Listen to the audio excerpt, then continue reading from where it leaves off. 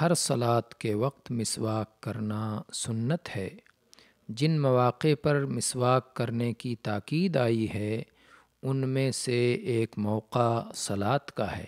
اس کی دلیل ابو ہریرہ رضی اللہ عنہ کی حدیث ہے کہ اللہ کے رسول صلی اللہ علیہ وآلہ وسلم نے ارشاد فرمایا، لولا ان اشق علی امتی او علی الناس لامرتهم بالسواک مع کل صلاۃ، رواہ البخاری برقم 887۔ رسول اللہ صلی اللہ علیہ وآلہ وسلم کا ارشاد ہے، اگر میں اپنی امت یا لوگوں پر گرا نہ سمجھتا تو انہیں ہر صلاۃ کے لیے مسواک کرنے کا حکم ضرور دیتا۔ دیکھیے صحیح بخاری حدیث نمبر 887۔